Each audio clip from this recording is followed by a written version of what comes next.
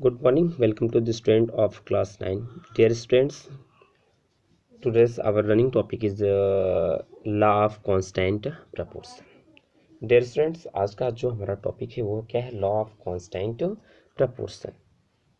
Law of constant proportion, स्थिर अनुपात का लॉ, स्थिर अनुपात का नियम. कांस्टेंट प्रपोर्शन, स्थिर अनुपात के लॉ.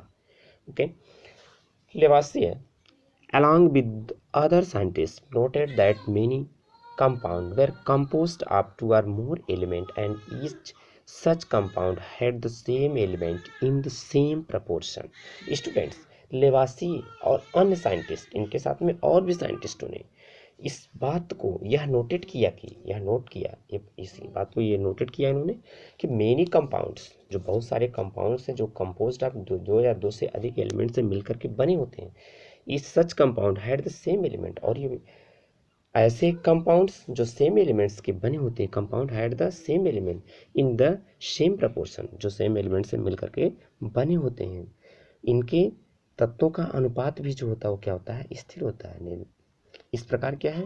यौगिकों में, कंपाउंड्स में एलिमेंट्स का जो प्रपोर्शन होता है वो क्या है? फिक्स्ड होता है. प्रपोर्शन क्या है? सेम होता है, irrespective of where the compound came from और हु प्रिपेयर्ड इट. स्टूडेंट्स, ये स्टूडेंट्स क्या है?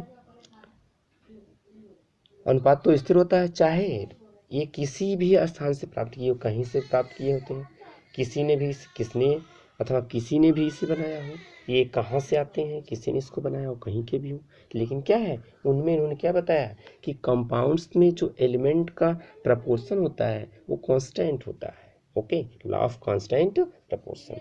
पहले तो हमने हमारे जो फर्स्ट लॉ में डिस्कशन किया था, law of conservation of mass. Okay, इन्होंने टू लॉ इन्होंने दिया था, law of conservation of mass and second law हमारा क्या है? Constant proportion.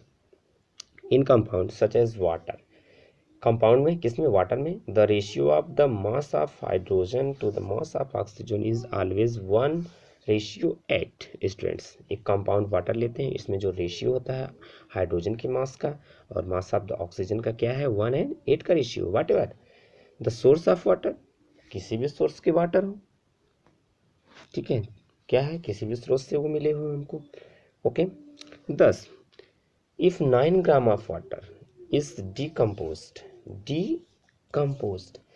1 gram of hydrogen and 8 gram of oxygen are always obtained. Students, जब क्या है? 9 ग्राम वाटर को डिकम्पोज किया जाता है तो 1 gram hydrogen and 8 gram oxygen क्या होती है? ऑब्टेन्ड होती है, प्राप्त होती है. ओके,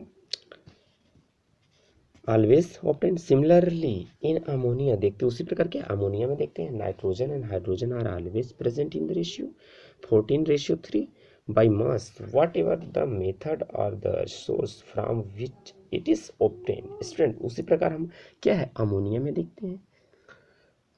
देखते हैं, इसी के क्या है? वहाँ पर 14:3 के रेशियो में ये क्या होते हैं? प्रेजेंट होते हैं. वट एवर अमोनिया क्या है? किसी भी प्रकार से निर्मित हो अमोनिया, चाहे जैसे भी मैन्युफैक्चर, चाहे जैसे भी उसको बनाए हो, किसी भी स्रोत से अमोनिया ऑब्टेन की गई हो. This lead to the law of constant proportion. Students, ये क्या है? Lead to the law of constant proportion. जो क्या है, ये जो एबव एग्जाम्पल दिए गए हैं, एबव एग्जाम्पल से हमें क्या मिलता है? ये क्या स्टेट करते हैं, क्या हमें बताते हैं? जो लॉ ऑफ कांस्टेंट प्रपोर्शन, ये क्या है? इसी के बता रहे हैं, जिसे निश्चित अनुपात का, जिसको क्या है? जिसको आप निश्चित अनुपात का नियम भी कहते हैं. Law of definite proportion, this law was stated by Proust. इस लॉ क्या है students? Stated by Proust as. ये स्टूडेंट्स, ये लॉ जो है, प्राउस्ट ने भी इस नियम को इस प्रकार से ही व्यक्त किया था. उन्होंने क्या स्टेट दिया था? स्टेट्स, उन्होंने स्टेट किया, in a chemical substance the element are always present in definite proportion by mass. किसी भी केमिकल सब्सटेंस में एलिमेंट्स जो होते हैं हमेशा प्रेजेंट होते हैं, किसमें? डिफिनिट प्रपोर्शन में, डिफिनिट प्रपोर्शन बाय मास. उन्होंने क्या बताया कि किसी भी कंपाउंड्स में जो एलिमेंट्स होता है वह ऑलवेज, सदैव एक कांस्टेंट मास में जो उसका होता है ना वो कांस्टेंट मास होता है, डिफिनिट प्रोपोर्शन बाय मास, उसका जो प्रोपोर्शन होता है मास से कांस्टेंट मीन्स सदैव एक निश्चित द्रव्यमान के अनुपात में विद्यमान होते हैं। ओके, निश्चित द्रव्यमान के रेशियो में ही प्रेजेंट होता है, एग्जिस्ट होता है। Okay, the next problem faced by scientist was to give appropriate explanation. जो नेक्स्ट प्रॉब्लम क्या थी साइंटिस्टों ने जो नेक्स्ट परेशानी का सामना किया, प्रॉब्लम्स का सामना किया, वो क्या था?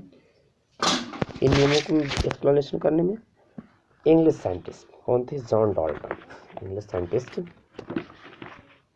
John Dalton student provide the basic theory about the nature of matter.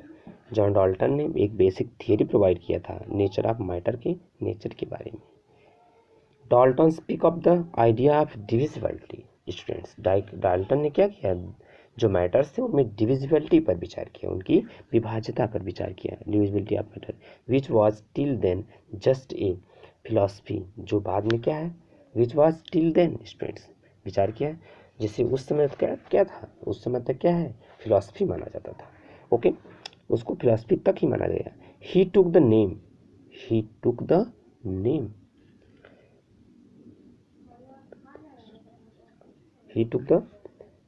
he took the name atoms as given by the Greek and he took the, उसमें जो ये नेम लिया गया था, गिवन दिया गया था ग्रीक साइंटिस्टों के थ्रू, क्या? Atoms, and said that the smallest particle, उसको क्या है? स्मॉलेस्ट पार्टिकल कहा गया। स्टूडेंट्स,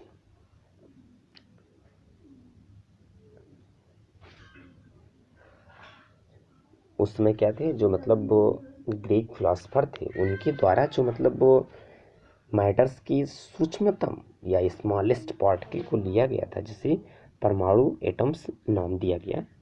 उसमें क्या था? वो एक स्मॉलेस्ट पार्टिकल था, smallest particle of the matter और atoms. His theory was based on the law of chemical combination. उनकी थ्योरी जो थी किस पर बेस्ड थी? लॉ ऑफ केमिकल कॉम्बिनेशन पर थी। Dalton's atomic theory provide an explanation for the law of conservation of mass. Students, Dalton's की atomic theory जो थी law of conservation of the मास पर क्या है? प्रोवाइड एक एक्सप्लेनेशन, एक व्याख्या प्रोवाइड करती थी। According to Dalton's atomic theory all matter, इनके अनुसार क्या है? All matter whether an element, चाहे एलिमेंट्स हो, कंपाउंड और ए मिक्स्ड या और ए मिक्सचर हो, is composed of small particle. वो ये क्या है? स्मॉल पार्टिकल से मिलकर के बने होते हैं, जिसको एटम कहते हैं। The postulate of this theory, इस थ्योरी के जो पॉस्टुलेट थे, may be states as follow. वो किस तरीके से फॉलो दिए गए? नीचे states as follow.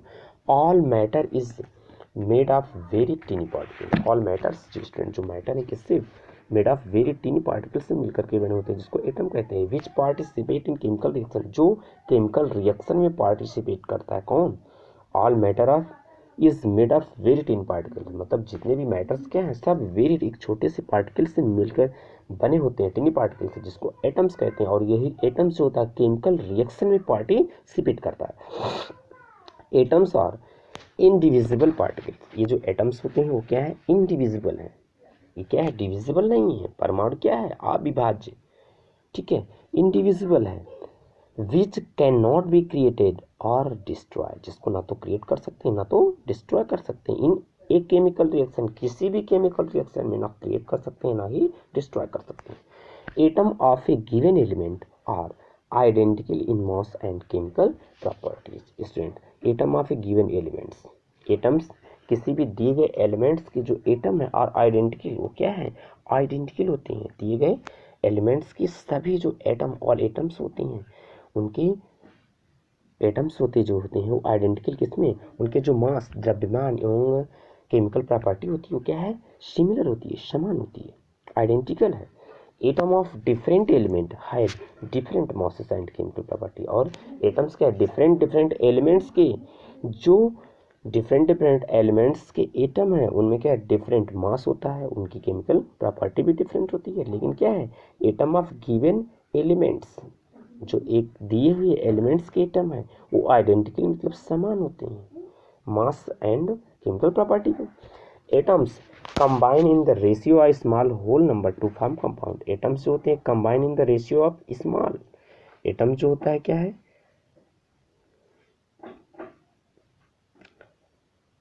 Atoms combine in the ratio of small whole number to form compound. Student, जो एटम्स होते हैं भिन्न भिन्न तत्वों के परमाणु, मतलब different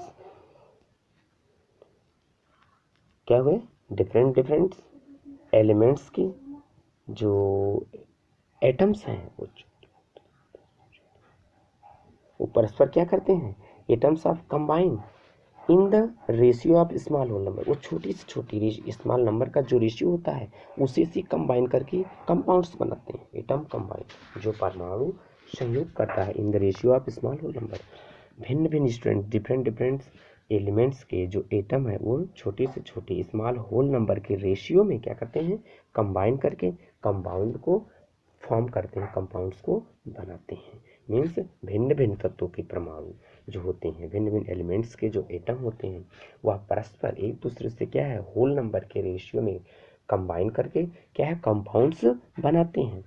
the relative number and kinds of atom are constant in a given compound. Student, किसी भी कंपाउंड्स में परमाणुओं का जो रिलेटिव नंबर होता है वो क्या होता है, रिलेटिव नंबर या उनके काइंड्स जो होते हैं वो क्या होते हैं, कांस्टेंट होते हैं। The relative number and kinds, जो रिलेटिव नंबर है और जो उनके काइंड्स प्रकार हैं, atom are constant in a given compounds. दिए गए कंपाउंड्स में उनके जो सापेक्ष नंबर हैं, रिलेटिव नंबर्स हैं, और उनके जो प्रकार होते हैं वो क्या होते हैं, कांस्टेंट होते हैं। You will study in the next chapter. Students, इसके नेक्स्ट चैप्टर में हम क्या है, that all atom are made up of still smallest particle. Next chapter में स्टूडेंट हम क्या है, यह स्टडी करेंगे कि परमाणु में और भी स्मॉलेस्ट छोटे छोटे कण विद्यमान होते हैं, एग्जिस्ट होते हैं। Okay students, thanks.